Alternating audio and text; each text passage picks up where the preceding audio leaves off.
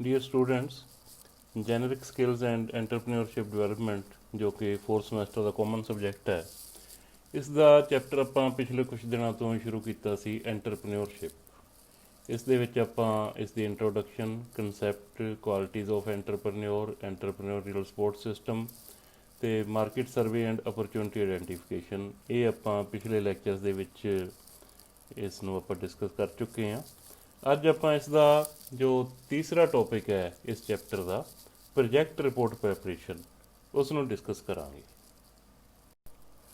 Project report ਹੈ ਜਦੋਂ ਵੀ ਕੋਈ ਬਿਜ਼ਨਸ ਸ਼ੁਰੂ ਕਰਨਾ ਹੈ, ਉਸ ਦੇ ਲਈ ਬਹੁਤ ਇੰਪੋਰਟੈਂਟ ਡਾਕੂਮੈਂਟ ਹੈ। ਕਿਸੇ ਵੀ ਐਂਟਰਪ੍ਰੇਨਿਓਰ ਨੇ ਜਦੋਂ ਕੋਈ ਆਪਣੀ ਇੰਡਸਟਰੀ, ਕੋਈ ਐਂਟਰਪ੍ਰਾਈਜ਼ ਸ਼ੁਰੂ ਕਰਨੀ ਹੈ, ਉਸ ਨੂੰ ਸਟਾਰਟ ਕਰਨ ਲਈ ਜਿਹੜਾ ਪ੍ਰੋਜੈਕਟ ਰਿਪੋਰਟ ਹੈ ਬਹੁਤ ਇੰਪੋਰਟੈਂਟ ਡਾਕੂਮੈਂਟ ਹੈ।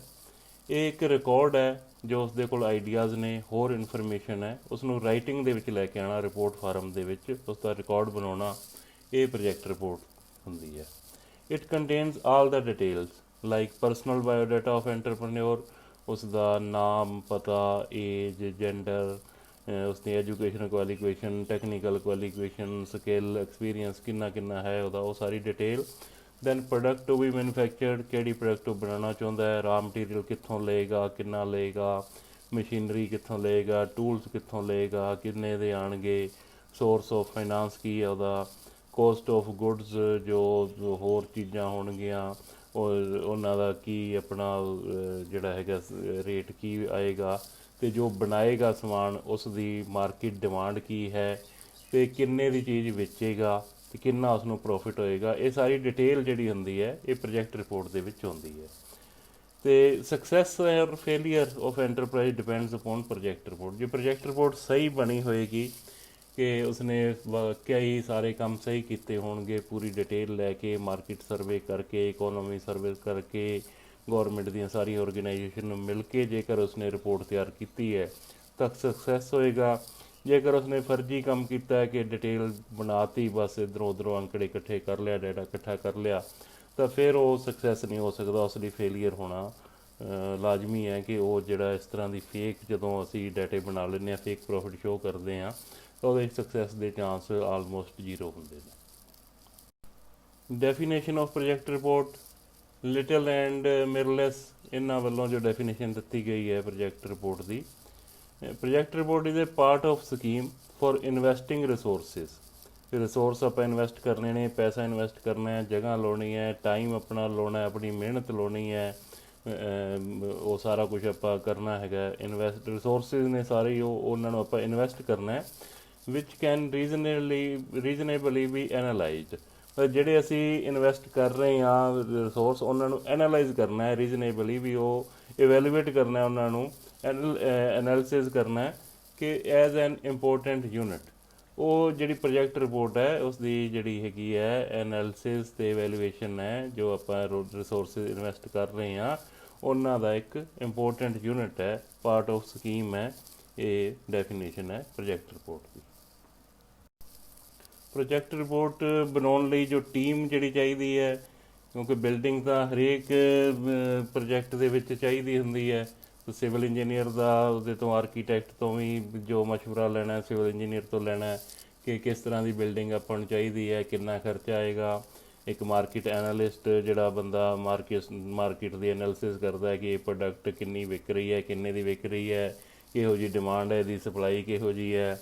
ਇੰਡਸਟਰੀਅਲ ਇਕੋਨੋਮਿਸਟ ਜਿਹੜਾ ਇੰਡਸਟਰੀ ਦੇ ਬਾਰੇ ਦੱਸੇ ਕਿ ਇਹ ਵਾਲੀਆਂ ਇੰਡਸਟਰੀਆਂ ਇਹ ਚੀਜ਼ਾਂ ਬਣਾ ਰਹੀਆਂ, ਉਹਨਾਂ ਨੂੰ ਇਹਦੇ ਵਿੱਚ ਫਾਇਦਾ ਕਿੰਨਾ ਹੋ ਰਿਹਾ ਜਾਂ ਨਹੀਂ ਹੋ ਰਿਹਾ, ਜਾਂ ਡਿਮਾਂਡ ਕਿੰਨੀ ਆ ਰਹੀ ਹੈ।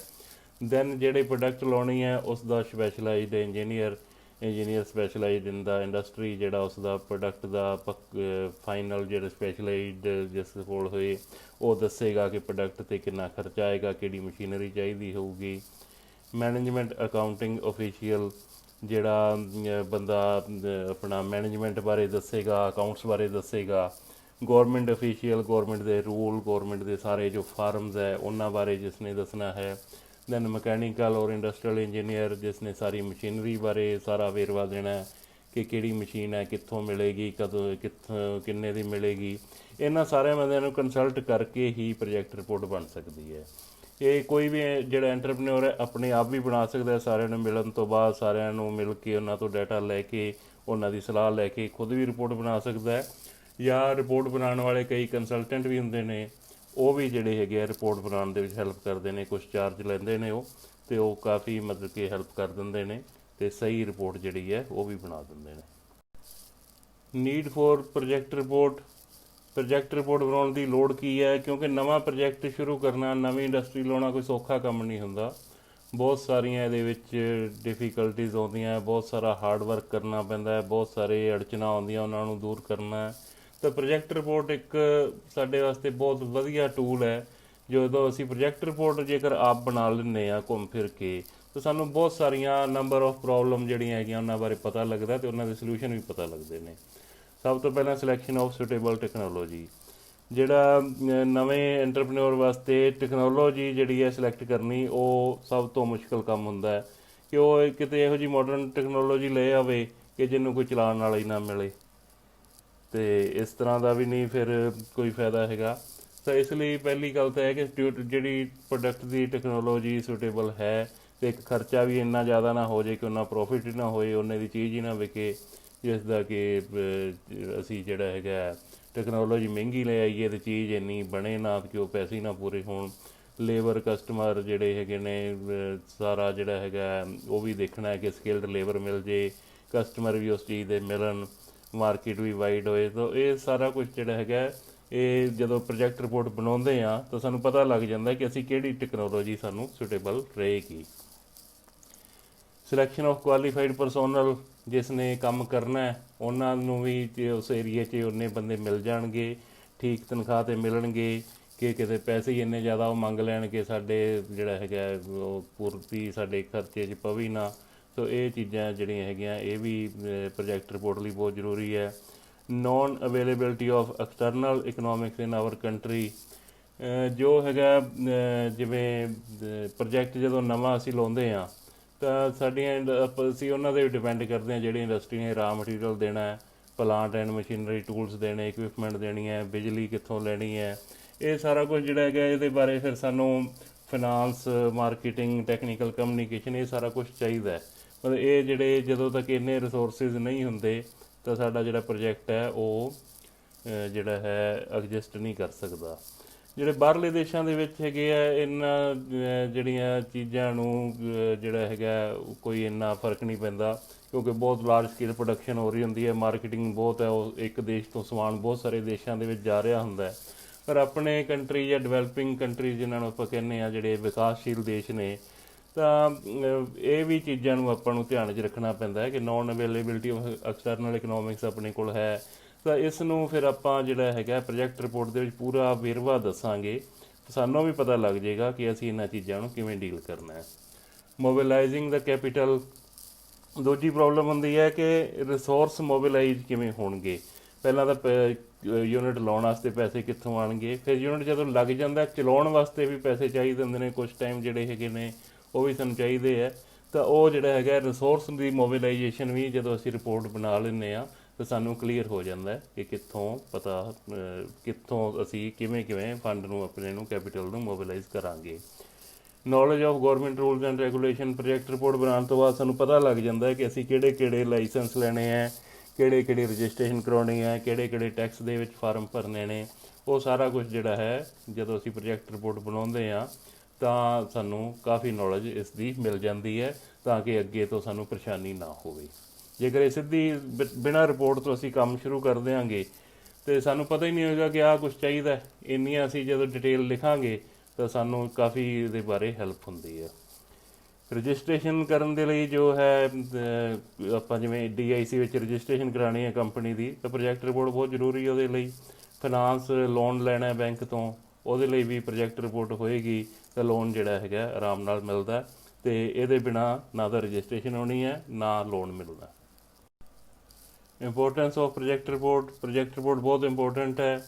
ਇਹ ਜਿਹੜੀ ਹੈ ਪੂਰੀ ਪ੍ਰੋਸੈਸ ਆਫ ਡਿਵੈਲਪਮੈਂਟ ਜਿਹੜੀ ਹੈ ਪ੍ਰੋਜੈਕਟ ਰਿਪੋਰਟ ਦੇ ਨਾਲ ਹੀ ਬਣਦੀ ਹੈ। ਪ੍ਰੋਡਕਸ਼ਨ, ਐਮਪਲਾਇਮੈਂਟ, ਇਨਕਮ ਜਨਰੇਸ਼ਨ, ਇਹ ਸਾਰਾ ਕੁਝ ਜੋ ਹੈ ਇਹ ਪ੍ਰੋਜੈਕਟ ਰਿਪੋਰਟ ਦੇ ਵਿੱਚ ਦਰਜ ਕਰਕੇ ਹੀ ਇਹ ਸ਼ੁਰੂ ਹੁੰਦਾ ਹੈ। Determines the nature of future pattern of services. ਜੋ ਆਉਣ ਵਾਲੇ ਸਮੇਂ ਦੇ ਵਿੱਚ ਜੋ ਹੈ ਕਿਸ ਤਰ੍ਹਾਂ ਦੀ ਸਰਵਿਸਿਜ਼ ਹੋਣਗੀਆਂ, ਕਿਸ ਤਰ੍ਹਾਂ ਦਾ ਪੈਟਰਨ ਹੋਏਗਾ, ਉਹ ਪ੍ਰੋਜੈਕਟ ਰਿਪੋਰਟ ਰਾਹੀਂ ਕਾਫੀ ਹੱਦ ਤੱਕ ਪਤਾ ਲੱਗ ਜਾਂਦਾ ਹੈ। ਅਤੇ ਉਹਦੇ ਮੁਤਾਬਕ ਚੇਂਜ ਲਈ ਅਸੀਂ ਤਿਆਰ ਰਹਿੰਦੇ ਹਾਂ। Provides framework for future activities of enterprise. ਇਸ ਦੇ ਨਾਲ ਇੱਕ ਹੈ ਕਿ ਪਤਾ ਲੱਗ ਜਾਂਦਾ ਹੈ ਕਿ ਕਿਹੜੀਆਂ ਅਸੀਂ ਚੇਂਜ ਕਰਨੀਆਂ ਕਿ ਸੋਸਾਇਟੀ ਦੇ ਵਿੱਚ ਕੀ ਅੱਗੋਂ ਲੋੜ ਪਏਗੀ। ਤਾਂ ਇੱਕ ਤਰ੍ਹਾਂ ਦਾ ਫਰੇਮਵਰਕ ਬਣਾ ਲੈਂਦੇ ਹਾਂ ਕਿ ਅੱਗੇ ਆਉਣ ਵਾਲੇ ਸਮੇਂ 'ਚ ਅਸੀਂ ਆਪਣੀ ਐਂਟਰਪ੍ਰਾਈਜ਼ ਦੇ ਵਿੱਚ ਕੀ ਕੰਮ ਕਰਨੇ ਨੇ, ਕਿਹੜੀਆਂ ਐਕਟੀਵਿਟੀ ਕਰਨੀ ਹੈ। Facilitates development of basic infrastructure and conducive environment. ਜਦੋਂ ਅਸੀਂ ਪ੍ਰੋਜੈਕਟ ਰਿਪੋਰਟ ਸਹੀ ਤਰੀਕੇ ਨਾਲ ਬਣਾਈ ਹੋਈ ਹੈ ਤਾਂ ਜੋ ਬੇਸਿਕ ਇਨਫਰਾਸਟਰਕਚਰ ਨੂੰ ਡਿਵੈਲਪ ਕਰਨ ਦੇ ਲਈ ਅਤੇ ਇੱਕ ਵਧੀਆ ਵਾਤਾਵਰਨ ਬਣਾਉਣ ਦੇ ਵਾਸਤੇ ਜੋ ਹੈ ਇਹ ਪ੍ਰੋਜੈਕਟ ਰਿਪੋਰਟ ਬਹੁਤ ਸਾਨੂੰ ਸਹਾਇਤਾ ਕਰਦੀ ਹੈ। ਅਤੇ ਜੋ ਸਾਡੀਆਂ ਗੌਰਮੈਂਟ ਵੱਲੋਂ ਵੀ ਜੋ ਸਕੀਮਸ ਨੇ ਪ੍ਰੋਜੈਕਟ ਰਿਪੋਰਟ ਦੇ ਮੁਤਾਬਕ ਹੀ ਉਹਦੀਆਂ ਜਿਹੜੀਆਂ ਇਨਸੈਂਟਿਵ ਹੈ ਜੋ ਦੱਸੇ ਜਾਂਦੇ ਹੈ, ਉਹ ਸਾਰਾ ਕੁਛ ਪ੍ਰੋਜੈਕਟ ਰਿਪੋਰਟ ਦੇ ਨਾਲ ਹੀ ਮਿਲਦਾ ਹੈ। ਸੋ ਬਹੁਤ ਇੰਪੋਰਟੈਂਸ ਹੈ ਪ੍ਰੋਜੈਕਟ ਰਿਪੋਰਟ ਦੀ ਕਿਸੇ ਵੀ ਐਂਟਰਪ੍ਰਾਈਜ਼ ਨੂੰ ਸ਼ੁਰੂ ਹੋਣ ਦੇ ਲਈ। ਪ੍ਰੋਜੈਕਟ ਰਿਪੋਰਟ ਦੇ 3 ਪਾਰਟ ਹੁੰਦੇ ਨੇ: preliminary project report, techno economic feasibility report, then preparation of detail project report. ਇਹਦੇ ਵਿੱਚ ਆਪਾਂ ਪ੍ਰੋਜੈਕਟ ਰਿਪੋਰਟ ਨੂੰ 3 ਹਿੱਸਿਆਂ ਦੇ ਵਿੱਚ ਵੰਡ ਕੇ ਅਸੀਂ ਰਿਪੋਰਟ ਜਿਹੜੀ ਹੈ ਤਿਆਰ ਕਰਦੇ ਹਾਂ। ਪ੍ਰੀਲਿਮਿਨਰੀ ਪ੍ਰੋਜੈਕਟ ਰਿਪੋਰਟ ਹੈ ਇੱਕ ਬਰੀਫ ਆਊਟਲਾਈਨ ਹੈ ਜਾਂ ਸ਼ਾਰਟ ਡਿਸਕ੍ਰਿਪਸ਼ਨ ਕਹਿ ਸਕਦੇ ਹਾਂ, ਰਫ ਐਸਟੀਮੇਟ ਕਹਿ ਸਕਦੇ ਹਾਂ ਪ੍ਰੋਜੈਕਟ ਦੇ ਬਾਰੇ ਦੇ ਵਿੱਚ, ਜਿਸ ਦੇ ਵਿੱਚ ਕੁਇਕ ਡਿਟੇਲ ਜੋ ਫਾਸਟ ਡਿਟੇਲ ਹੋਣਗੀਆਂ, ਐਕਸਪੈਕਟਡ ਇਨਪੁਟਸ ਕੀ ਹੋਣਗੀਆਂ। ਇਨਪੁਟਸ ਦੇ ਵਿੱਚ ਮਤਲਬ ਸਾਡਾ ਜਿਹੜਾ ਹੈਗਾ ਖਰਚਾ ਕਿੰਨਾ ਹੋਣਾ ਹੈ, ਲੈਂਡ 'ਤੇ ਕਿੰਨਾ ਖਰਚਾ ਹੋਣਾ ਹੈ, ਮਸ਼ੀਨ 'ਤੇ ਕਿੰਨਾ ਹੋਣਾ ਹੈ, ਵਰਕਰ ਦੀ ਤਨਖਾਹ ਕਿੰਨੀ ਲੱਗਣੀ ਹੈ, ਰਾ ਮਟੀਰੀਅਲ ਕਿੰਨਾ ਆਉਣਾ ਹੈ, ਪ੍ਰੋਡਕਸ਼ਨ 'ਤੇ ਕਿੰਨਾ ਖਰਚਾ ਆਉਣਾ ਹੈ। ਅਤੇ ਆਊਟਪੁੱਟਸ ਜਿਹੜੀਆਂ ਹੋ ਗਈਆਂ ਅਸੀਂ ਕਿੰਨੀ ਪ੍ਰੋਡਕਟ ਕਿੰਨੀ ਕਰਾਂਗੇ, ਉਹਨੂੰ ਸੇਲ ਕਿੱਥੇ ਕਰਾਂਗੇ, ਕਿੰਨੇ ਦੀ ਕਰਾਂਗੇ, ਅਤੇ ਪ੍ਰੋਫਿਟ ਕਿੰਨੇ ਆਉਣਗੇ। ਇਹਦੀ ਫਾਸਟ ਡਿਟੇਲ ਜਾਂ ਕੁਇਕ ਡਿਟੇਲ ਆਪਾਂ ਕਹਿ ਸਕਦੇ ਹਾਂ। ਅਤੇ ਪੈਸਾ ਕਿੱਥੋਂ ਆਉਣਾ, finance. Helps to decide in worthiness of project. ਮਤਲਬ ਇਹ ਦੱਸ ਦੇਗਾ ਜਿਹੜਾ ਪ੍ਰੀਲਿਮਿਨਰੀ ਪ੍ਰੋਜੈਕਟ ਰਿਪੋਰਟ ਹੈ, ਜਦੋਂ ਇੰਨੀ ਡਿਟੇਲ ਉਹਦੇ 'ਚ ਅਸੀਂ ਸ਼ੋਰਟ ਡਿਸਕ੍ਰਿਪਸ਼ਨ ਦਿੰਦੇ ਹਾਂ ਤਾਂ ਅਸੀਂ ਡਿਸਾਈਡ ਕਰ ਸਕਾਂਗੇ ਕਿ ਇਹ ਵਰਥ ਹੈ ਕਿ ਨਹੀਂ, ਕਿ ਪ੍ਰੋਜੈਕਟ ਲਾਉਣ ਦੇ ਵਰਥ ਹੈ ਕਿ ਨਹੀਂ ਵਰਥ ਹੈ। ਅਤੇ ਜਿਹੜਾ ਹੈਗਾ ਪ੍ਰੋਵੀਜ਼ਨਲ ਐਂਡ ਪਰਮਾਨੈਂਟ ਰਜਿਸਟ੍ਰੇਸ਼ਨ ਜਿਹੜੀ ਕਰਾਉਣੀ ਹੈ ਅਤੇ ਲੋਨ ਲੈਣ ਲਈ ਅਪਲਾਈ ਕਰਨਾ ਹੈ, ਉਹਦੇ ਲਈ ਪ੍ਰੀਲਿਮਿਨਰੀ ਪ੍ਰੋਜੈਕਟ ਰਿਪੋਰਟ ਹੈ ਬਹੁਤ ਜ਼ਰੂਰੀ ਹੈ। ਫਿਜ਼ੀਬਿਲਿਟੀ ਇਹ ਹੈ ਕਿ ਅਸੀਂ ਇਵੈਲੂਏਟ ਕਰਦੇ ਹਾਂ, ਇੱਕ ਪ੍ਰੋਸੈਸ ਹੈ ਇਵੈਲੂਏਟਿੰਗ ਦਾ ਫਿਊਚਰ ਆਫ ਪ੍ਰੋਜੈਕਟ ਆਈਡੀਆ। ਜੋ ਅਸੀਂ ਆਈਡੀਆ ਲਿਆ ਕਿ ਫਿਜ਼ੀਬਲ ਹੈ ਕਿ ਨਹੀਂ, ਵੀ ਲਾਉਣਯੋਗ ਹੈ ਕਿ ਨਹੀਂ ਹੈ, ਉਹ ਸਕਸੈਸਫੁਲ ਹੈ ਕਿ ਨਹੀਂ ਹੈ। ਆਪਾਂ ਕਹਿ ਦਿੰਦੇ ਹਾਂ ਕਿ ਇਹ ਚੀਜ਼ ਫਿਜ਼ੀਬਲ ਹੈ ਕਿ ਨਹੀਂ, ਵੀ ਚੱਲੇਗਾ ਕਿ ਨਹੀਂ ਚੱਲੇਗਾ। Weather the project will long life and generate profit, ਕਰੇਗਾ ਕਿ ਸਾਨੂੰ ਪ੍ਰੋਫਿਟ ਦੇਏਗਾ ਕਿ ਨਹੀਂ ਦੇਏਗਾ। ਇਹਦੇ ਲਈ ਪਹਿਲਾਂ ਆਪਾਂ ਪ੍ਰੀ ਫਿਜ਼ੀਬਿਲਿਟੀ ਸਟੱਡੀ ਵੀ ਕਰ ਸਕਦੇ ਹਾਂ, ਦੈਨ ਫਿਜ਼ੀਬਿਲਿਟੀ ਸਟੱਡੀ ਵੀ ਕਰ ਸਕਦੇ ਹਾਂ, ਕਿ ਦੇਖ ਸਕਦੇ ਹਾਂ ਕਿ ਇਹੋ ਜਿਹੇ ਪ੍ਰੋਜੈਕਟ ਹੈ ਅਤੇ ਅਸੀਂ ਬਾਕੀ ਪ੍ਰੋਜੈਕਟਾਂ ਦੇ ਨਾਲ ਕੰਪੇਅਰ ਕਰਕੇ ਵੀ ਸਾਰੀ ਸਟੱਡੀ ਕਰਕੇ ਆਪਾਂ ਉਸ ਦਾ ਆਈਡੀਆ ਲਾ ਸਕਦੇ ਹਾਂ, ਡਿਸੀਜਨ ਲੈ ਸਕਦੇ ਹਾਂ ਕਿ ਇਹ ਪ੍ਰੋਜੈਕਟ ਸਾਨੂੰ ਲਾਉਣਾ ਚਾਹੀਦਾ ਹੈ ਜਾਂ ਨਹੀਂ ਲਾਉਣਾ ਚਾਹੀਦਾ। ਟੈਕਨੋ ਇਕਨੋਮਿਕ ਫਿਜ਼ੀਬਿਲਿਟੀ ਰਿਪੋਰਟ, ਇਹ ਜਿਹੜਾ ਇਸ ਦਾ ਦੂਜਾ ਪਾਰਟ ਹੈ ਜਿਹੜਾ ਪ੍ਰੋਜੈਕਟ ਰਿਪੋਰਟ ਦਾ, ਕਿ ਇਹ ਰਿਪੋਰਟ ਜਿਹੜੀ ਅਸੀਂ ਬਣਾਈ ਹੈ ਜਾਂ ਜਿਹੜਾ ਅਸੀਂ ਪ੍ਰੋਜੈਕਟ ਸੋਚਿਆ ਹੈ, ਇਹਦੇ ਬਾਰੇ ਅਸੀਂ ਸੋਚਣਾ ਹੈ ਕਿ ਇਕਨੋਮਿਕਲੀ ਫਿਜ਼ੀਬਲ ਹੈ ਕਿ ਨਹੀਂ ਹੈ, ਕਿ ਪੈਸੇ ਦੇ ਤੌਰ 'ਤੇ ਜੋ ਅਸੀਂ ਪ੍ਰੋਡਕਟ ਬਣਾ ਰਹੇ ਹਾਂ ਉਹ ਵਿਕੇਗੀ ਵੀ ਕਿ ਨਹੀਂ ਵਿਕੇਗੀ।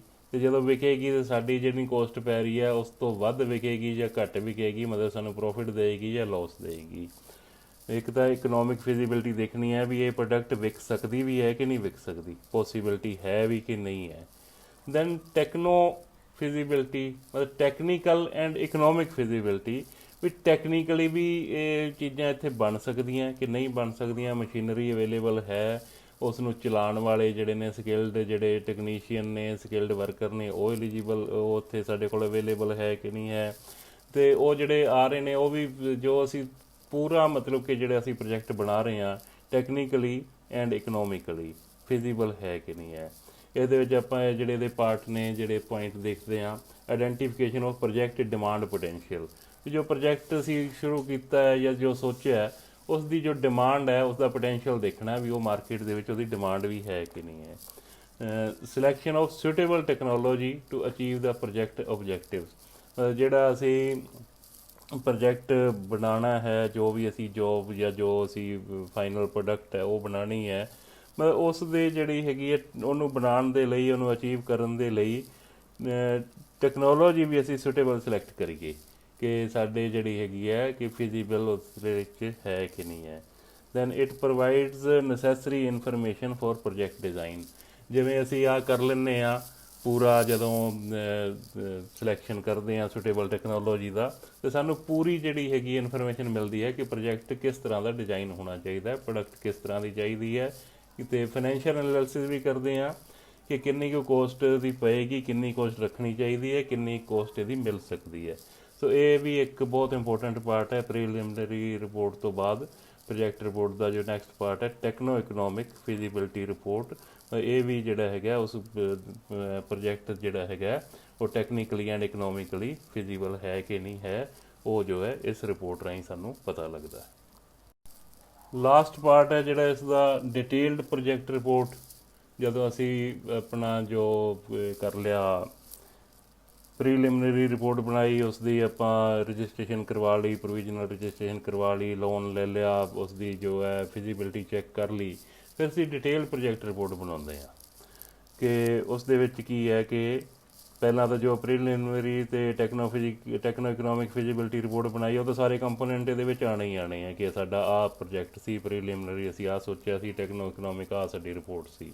ਉਸ ਤੋਂ ਬਾਅਦ ਅਸੀਂ ਇਨਪੁਟ ਐਨਾਲਿਸਿਸ ਕਰਦੇ ਹਾਂ ਕਿ ਇਨਪੁਟ ਮਤਲਬ ਅਸੀਂ ਜੋ ਇਹਦੇ ਵਿੱਚ ਪਾਉਣਾ ਹੈਗਾ, ਜ਼ਮੀਨ ਕਿੰਨੇ ਦੀ ਲੈਣੀ ਹੈ, ਮਸ਼ੀਨਰੀ ਕਿੰਨੇ ਦੀ ਲੈਣੀ ਹੈ, ਟੂਲਸ ਕਿੰਨੇ ਦੇ ਆਉਣੇ ਹੈ, ਵਰਕਰ ਦੀ ਤਨਖਾਹ ਕਿੰਨੀ ਹੋਊਗੀ, ਰਾਅ ਮਟੀਰੀਅਲ ਕਿੰਨੇ ਦਾ ਆਏਗਾ, ਉਹਨੂੰ ਚਲਾਉਣ 'ਤੇ ਕਿੰਨਾ ਖਰਚਾ ਆਏਗਾ, ਬਿਜਲੀ ਦਾ ਬਿੱਲ ਆਏਗਾ, ਹੋਰ ਜੋ ਵੀ ਏਸੀ ਦੇ ਖਰਚੇ, ਸਾਰਾ ਕੁਝ ਜਿਹੜਾ ਹੈਗਾ ਉਹ ਇਨਪੁਟ ਦੀ ਐਨਾਲਿਸਿਸ ਕਰਨੀ ਹੈ ਵੀ ਉਹ ਸਾਡੇ ਕੋਲ ਸਾਰਾ ਪੂਰਾ ਅਵੇਲੇਬਲ ਹੋਏਗਾ, ਕਿੱਥੋਂ ਹੋਏਗਾ। Then project design and network analysis, ਜਿਹੜਾ ਅਸੀਂ ਪ੍ਰੋਡਕਟ ਬਣਾਉਣਾ ਹੈ ਜਾਂ ਬਣਾ ਲਿਆ ਹੈ, ਉਸ ਦਾ ਡਿਜ਼ਾਈਨ ਕਿਸ ਤਰ੍ਹਾਂ ਦਾ ਹੈ, ਉਸ ਅਸੀਂ ਕਿਹੋ ਜਿਹਾ ਨੈਟਵਰਕ ਮਤਲਬ ਕਿ ਸਾਡੇ ਕੋਲ ਅਵੇਲੇਬਲ ਹੈ, ਉਹਨੂੰ ਐਨਾਲਾਈਜ਼ ਕਰਨਾ ਕਿ ਸਾਡਾ ਜਿਹੜਾ ਹੈਗਾ ਪੂਰਾ ਟਾਈਮ 'ਤੇ ਪ੍ਰੋਜੈਕਟ ਹੈ ਪੂਰਾ ਹੋਵੇ। ਦੈਨ ਉਹ ਜਿੱਥੇ ਪਹੁੰਚਾਉਣਾ ਹੈਗਾ ਉੱਥੇ ਸਮੇਂ ਸਿਰ ਪਹੁੰਚ ਵੀ ਜਾਵੇ ਅਤੇ ਪੂਰੇ ਟਾਈਮ ਦੇ ਵਿੱਚ ਅਸੀਂ ਆਪਣਾ ਪ੍ਰੋਡਕਸ਼ਨ ਹੈ ਉਹ ਵੀ ਸਟਾਰਟ ਕਰ ਲਈਏ, ਜਿੰਨੇ ਸਾਡੇ ਕੋਲ ਸੋਰਸ ਅਵੇਲੇਬਲ ਹੈ ਉਹਨਾਂ ਦੇ ਨਾਲ। Then social cost benefit analysis, ਇਹ ਵੀ ਅਸੀਂ ਕਰਦੇ ਹਾਂ। ਇੱਕ ਤਾਂ ਇਕਨੋਮਿਕਲੀ ਆਪਾਂ ਪਹਿਲਾਂ ਦੇਖ ਰਹੇ ਹਾਂ ਕਿ ਇਕਨੋਮਿਕਲੀ ਕਿੰਨਾ ਪੈਸਾ ਆ ਰਿਹਾ ਅਤੇ ਬੈਨੀਫਿਟ ਕਿੰਨਾ ਆ ਰਿਹਾ, ਕਿੰਨਾ ਪੈਸਾ ਸਾਡਾ ਲੱਗ ਰਿਹਾ, ਕੋਸਟ ਕਿੰਨੀ ਸਾਡੀ ਲੱਗ ਰਹੀ ਹੈ ਅਤੇ ਸਾਨੂੰ ਫਾਇਦਾ ਕਿੰਨਾ ਆ ਰਿਹਾ, ਪ੍ਰੋਫਿਟ ਕਿੰਨਾ ਆ ਰਿਹਾ। ਅਸੀਂ ਇਕਨੋਮਿਕ ਐਨਾਲਿਸਿਸ ਤਾਂ ਹਰੇਕ ਰਿਪੋਰਟ ਦੇ ਵਿੱਚ ਕਰਦੇ ਹੀ ਹਾਂ। ਇੱਕ ਅਸੀਂ ਸੋਸ਼ਲ ਕੋਸਟ ਬੈਨੀਫਿਟ ਐਨਾਲਿਸਿਸ ਵੀ ਕਰਦੇ ਹਾਂ ਕਿ ਸਮਾਜ ਨੂੰ ਸਾਡਾ ਪ੍ਰੋਜੈਕਟ ਲੱਗਣ 'ਤੇ ਕੀ ਕੋਸਟ ਪੈਂਦੀ ਹੈ, ਇਨਵਾਇਰਮੈਂਟ 'ਤੇ ਵੀ ਕਿੰਨਾ ਕੁ ਫਰਕ ਪੈਂਦਾ ਹੈ। ਹੋਰ ਅਸੀਂ ਜੋ ਹੈ ਜਿੱਥੇ ਅਸੀਂ ਸਮਾਨ ਬਣਾ ਰਹੇ ਹਾਂ ਉਸ ਥਾਂ 'ਤੇ ਕੋਈ ਪੋਲਿਊਸ਼ਨ ਹੋ ਰਿਹਾ ਹੈ ਜਾਂ ਉਸ ਥਾਂ 'ਤੇ ਕੋਈ ਪਰੇਸ਼ਾਨੀ ਹੋ ਰਹੀ ਹੈ ਸਾਡੇ ਇਸ ਕੰਮ ਨਾਲ, ਉਹ ਜਿਹੜੀ ਕਿ ਸੋਸ਼ਲ ਕੋਸਟ ਵੀ ਹੁੰਦੀ ਹੈ। ਅਤੇ ਸੋਸ਼ਲ ਬੈਨੀਫਿਟ ਕੀ ਹੈ, ਸਾਡਾ ਸਮਾਨ ਬਣਨ ਦੇ ਨਾਲ ਲੋਕਾਂ ਨੂੰ ਚੀਜ਼ ਸਸਤੀ ਮਿਲਦੀ ਹੈ, ਵਧੀਆ ਮਿਲਦੀ ਹੈ, ਲੋਕਾਂ ਦਾ ਸਟੈਂਡਰਡ ਆਫ ਲਿਵਿੰਗ ਇੰਪਰੂਵ ਹੁੰਦਾ ਹੈ ਕਿ ਨਹੀਂ ਹੁੰਦਾ। ਇਹ ਕੋਸਟ ਬੈਨੀਫਿਟ ਐਨਾਲਿਸਿਸ ਦੇ ਵਿੱਚ ਇਹੀ ਕਰਦੇ ਹਾਂ ਅਸੀਂ ਕਿ ਜਿਵੇਂ ਤਕੜੀ ਦੇ ਵਿੱਚ ਇੱਕ ਸਾਈਡ 'ਤੇ ਅਸੀਂ ਜਿਹੜਾ ਹੈਗਾ ਕੋਸਟ ਦੇ ਸਾਰੇ ਪੁਆਇੰਟ ਲਿਖ ਲੈਂਦੇ ਹਾਂ ਕਿ ਕਿੰਨਾ ਖਰਚਾ ਔਰ ਜੋ ਨੁਕਸਾਨ ਹੋ ਰਹੇ ਨੇ, ਇੱਕ ਥਾਂ 'ਤੇ ਅਸੀਂ ਬੈਨੀਫਿਟ ਰੱਖ ਲੈਂਦੇ ਹਾਂ।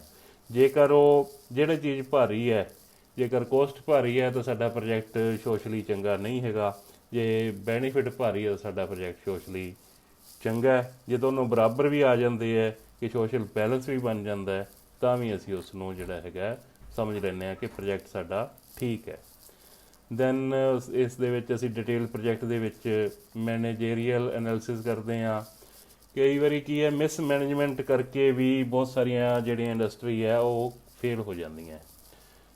ਜੇਕਰ ਪ੍ਰੋਜੈਕਟ ਸਾਡਾ ਵੀਕ ਹੈ ਤਾਂ ਅਸੀਂ ਪੈਸੇ ਨਾਲ ਵੀ ਉਸ ਨੂੰ ਇੰਪਰੂਵ ਕਰ ਸਕਦੇ ਹਾਂ ਪੈਸਾ ਲਾ ਕੇ, ਪਰ ਜੇਕਰ ਮੈਨੇਜਰ ਜਿਹੜੇ ਨੇ ਸਾਡੇ ਵੀਕ ਨੇ, ਮੈਨੇਜਰ ਜਿਹੜੇ ਠੀਕ ਨਹੀਂ ਹੈਗੇ, ਤਾਂ ਉਹ ਸਾਡਾ ਪ੍ਰੋਜੈਕਟ ਹੈ ਫਿਰ ਉਹ ਪੂਰਾ ਸਕਸੈਸਫੁਲ ਨਹੀਂ ਹੁੰਦਾ। ਸੋ ਮੈਨੇਜਮੈਂਟ ਦੀ ਐਨਾਲਿਸਿਸ ਵੀ ਕਰਨੀ ਹੈ ਕਿ ਇਹ ਜਿਹੜਾ ਹੈਗਾ ਉਸਦੀ ਐਬਿਲਿਟੀ ਕਿੰਨੀ ਹੈ।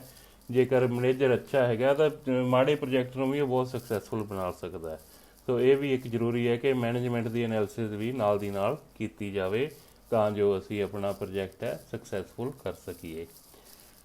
ਮਾਰਕੀਟ ਐਨਾਲਿਸਿਸ, ਇਹ ਆਪਾਂ ਜਿਵੇਂ ਪਹਿਲਾਂ ਪੜ੍ਹੇ ਸੀ ਮਾਰਕੀਟ ਸਰਵੇ ਦੇ ਵਿੱਚ, ਇਹ ਬਹੁਤ ਇੰਪੋਰਟੈਂਟ ਹੈ ਹਰੇਕ ਇੰਡਸਟਰੀ ਦੇ ਲਈ। ਪ੍ਰੋਜੈਕਟ ਰਿਪੋਰਟ ਦੇ ਵਿੱਚ ਜੇਕਰ ਅਸੀਂ ਐਂਟਰੀ ਕਰਦੇ ਹਾਂ ਇਹਦੀ ਕਿ ਕਿੱਥੇ ਸਾਡੀ ਸੇਲ ਹੋਏਗੀ, ਡਿਮਾਂਡ ਕਿੱਥੇ ਹੈ, ਕੰਪੀਟੀਸ਼ਨ ਕਿੰਨਾ ਹੈ, ਪ੍ਰਾਈਸਿੰਗ ਪਾਲਿਸੀ ਅਸੀਂ ਕੀ ਰੱਖੀਏ, ਸੇਲ ਦੀਆਂ ਟਰਮ ਕੰਡੀਸ਼ਨ ਕੀ ਰੱਖੀਏ, ਅੱਗੇ ਹੁਣ ਸ਼ਾਰਟ ਟਰਮ ਡਿਮਾਂਡ ਕੀ ਹੈ, ਲੌਂਗ ਟਰਮ ਡਿਮਾਂਡ ਕੀ ਹੋਏਗੀ, ਇਹਦਾ ਵੀ ਜੇਕਰ ਅਸੀਂ ਪੂਰਾ ਰਿਪੋਰਟ ਤਿਆਰ ਕਰੀਏ ਤਾਂ ਜਿਹੜਾ ਪ੍ਰੋਡਕਟ ਜਿਹੜੀ ਹੈਗੀ ਹੈ ਸਾਡੀ 5 ਸਾਈਕਲਸ ਦੇ ਵਿੱਚੋਂ ਲੰਘਦੀ ਹੈ। ਇਸ ਦੀ ਇੰਟਰੋਡਕਸ਼ਨ, ਦੈਨ ਗਰੋਥ ਵੀ ਹੌਲੀ ਹੌਲੀ ਵੱਡੀ ਹੁੰਦੀ ਹੈ, ਫਿਰ ਇੱਕ ਮੈਚਿਓਰਿਟੀ ਆਉਂਦੀ ਹੈ ਇਹਦੇ ਵਿੱਚ, ਦੈਨ ਸੈਚੂਰੇਸ਼ਨ ਆ ਜਾਂਦੀ ਹੈ ਕਿ ਉਸ ਤੋਂ ਬਾਅਦ ਵੀ ਨਾ ਹੁਣ ਇਸ ਤੋਂ ਬਾਅਦ ਇੰਨੇ ਵੱਡੇ ਨਹੀਂ ਹੋਣਾ, ਇਹ ਆਪਣੇ ਲੈਵਲ 'ਤੇ ਪਹੁੰਚ ਗਈ। ਉਸ ਤੋਂ ਬਾਅਦ ਇਸ ਦੀ ਜਿਹੜੀ ਹੈਗੀ ਹੈ ਸੇਲ ਜਿਹੜੀ ਹੈ ਘਟਣੀ ਸ਼ੁਰੂ ਹੋ ਜਾਂਦੀ ਹੈ ਜਦੋਂ 5ਵੀਂ ਸਟੇਜ ਆ ਜੇ। ਤਾਂ ਆਪਾਂ ਆਪਾਂ ਇਹੀ ਚਾਹੁੰਦੇ ਹਾਂ ਕਿ ਸੈਚੂਰੇਸ਼ਨ ਤੱਕ ਵੀ ਨਾ ਪਹੁੰਚੀਏ। ਅਸੀਂ ਹਮੇਸ਼ਾ ਪ੍ਰੋਡਕਟ ਇਹੋ ਜਿਹੀ ਰੱਖੀਏ ਕਿ ਜਿਹੜੀ ਹਰ ਟਾਈਮ ਉਹਦੇ ਵਿੱਚ ਗਰੋਥ ਦੀ ਪੋਸੀਬਿਲਿਟੀ ਹੋਵੇ, ਮੈਚਿਓਰਿਟੀ ਦੀ ਪੋਸੀਬਿਲਿਟੀ ਹੋਵੇ, ਕਿ ਇੱਕ ਸੈਚੂਰੇਸ਼ਨ ਲੈਵਲ 'ਤੇ ਨਾ ਆਵੇ ਕਿ ਇਹ ਨਾ ਪੋਜੀਸ਼ਨ ਬਣ ਜਾਏ ਕਿ ਇਸ ਤੋਂ ਉੱਪਰ ਹੁਣ ਕੋਈ ਇੰਪਰੂਵਮੈਂਟ ਦਾ ਸਕੋਪ ਹੀ ਨਹੀਂ ਹੈਗਾ। ਜੇਕਰ ਇਸ ਥਾਂ 'ਤੇ ਪਹੁੰਚ ਜਾਵਾਂਗੇ ਕਿਉਂਕਿ ਕੋਈ ਹੋਰ ਕੰਪੀਟੀਟਰ ਆਏਗਾ ਸਾਡੇ ਤੋਂ ਵਧੀਆ ਚੀਜ਼ ਬਣਾ ਲਏਗਾ ਅਤੇ ਸਾਡੀ ਜਿਹੜੀ ਪ੍ਰੋਡਕਟ ਹੈ ਉਸ ਦੀ ਜਿਹੜੀ ਹੈਗੀ ਹੈ ਉਹ ਡਿਮਾਂਡ ਖਤਮ ਹੋ ਜਾਏਗੀ। ਸੋ ਇਸ ਦਾ ਵੀ ਖਿਆਲ ਰੱਖਣਾ ਹੈ ਕਿ ਸਾਡੀ ਜਿਹੜੀ ਹੈਗੀ ਹੈ ਕਿਸ ਲੈਵਲ ਤੱਕ ਅਸੀਂ ਜਾਣਾ ਹੈ। ਸੋ ਇਹ ਸਾਰਾ ਕੁਝ ਜੋ ਹੈ ਡਿਟੇਲ ਪ੍ਰੋਜੈਕਟ ਰਿਪੋਰਟ ਦੇ ਵਿੱਚ ਇਹ ਸਾਰੀਆਂ ਚੀਜ਼ਾਂ ਇਸ ਦੀ ਰਿਪੋਰਟਿੰਗ ਹੁੰਦੀ ਹੈ। ਸੋ ਇਸ ਦੇ ਨਾਲ ਹੀ ਆਪਣਾ ਇਹ ਜੋ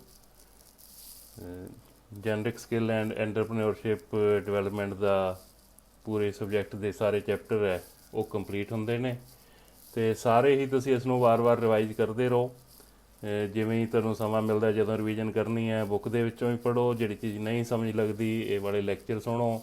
ਜੇਕਰ ਕੋਈ ਫਿਰ ਵੀ ਕੋਈ ਤੁਹਾਨੂੰ ਪ੍ਰੋਬਲਮ ਆਉਂਦੀ ਹੈ ਤੁਸੀਂ ਮੈਨੂੰ ਮੈਸੇਜ ਕਰਕੇ, ਮੇਰਾ ਨੰਬਰ ਤੁਸੀਂ ਨੋਟ ਕਰ ਸਕਦੇ ਹੋ 9814177826। ਮੈਂ ਦੁਬਾਰਾ ਰਿਪੀਟ ਕਰ ਰਿਹਾ 9814177826। ਇੱਥੇ ਤੁਸੀਂ ਮੈਨੂੰ ਵਟਸਐਪ ਕਰ ਸਕਦੇ ਹੋ ਅਤੇ ਕੋਈ ਵੀ ਤੁਹਾਨੂੰ ਕਿਸੇ ਵੀ ਟੋਪਿਕ ਦੇ ਵਿੱਚ ਕੋਈ ਪ੍ਰੋਬਲਮ ਹੈ, ਕੋਈ ਚੀਜ਼ ਨਹੀਂ ਸਮਝ ਆਈ, ਤੁਸੀਂ ਕੁਝ ਡਿਸਕਸ ਕਰਨਾ ਚਾਹੁੰਦੇ ਹੋ ਤਾਂ ਮੈਨੂੰ ਵਟਸਐਪ ਮੈਸੇਜ ਰਾਹੀਂ ਤੁਸੀਂ ਪਹਿਲਾਂ ਆਪਣਾ ਨਾਮ ਅਤੇ ਆਪਣੇ ਕਾਲਜ ਦਾ ਨਾਮ, ਬ੍ਰਾਂਚ ਦਾ ਨਾਮ ਅਤੇ ਈਅਰ ਦਾ ਨਾਮ ਇਹ ਤੁਸੀਂ ਜ਼ਰੂਰ ਲਿਖਣਾ। ਉਸ ਤੋਂ ਬਾਅਦ ਤੁਸੀਂ ਮੈਨੂੰ ਆਪਣੀ ਜੋ ਵੀ ਕੁਐਰੀ ਹੈ, ਕਿਹੜੇ ਉਸ ਦੇ ਵਿੱਚ ਪੂਰੀ ਡਿਟੇਲ ਕਿ ਕਿਹੜੇ ਚੈਪਟਰ ਦੇ ਵਿੱਚੋਂ, ਕਿਹੜੇ ਟੌਪਿਕ ਦੇ ਵਿੱਚੋਂ ਤੁਹਾਨੂੰ ਕੀ ਮੁਸ਼ਕਿਲ ਆ ਰਹੀ ਹੈ, ਕਿਹੜੀ ਚੀਜ਼ ਨਹੀਂ ਸਮਝ ਆਈ, ਮੈਂ ਕੋਸ਼ਿਸ਼ ਕਰਾਂਗਾ ਕਿ ਤੁਹਾਨੂੰ ਤੁਹਾਡੇ ਜੋ ਵੀ ਕੁਐਰੀਜ਼ ਹੈ, ਜੋ ਵੀ ਤੁਹਾਡੇ ਕਨਫਿਊਜ਼ਨ ਹੈ ਉਹ ਦੂਰ ਕਰਨ ਦਾ ਡਿਸਕਸ਼ਨ ਰਾਹੀਂ ਯਤਨ ਕਰਾਂਗਾ। Thank you very much.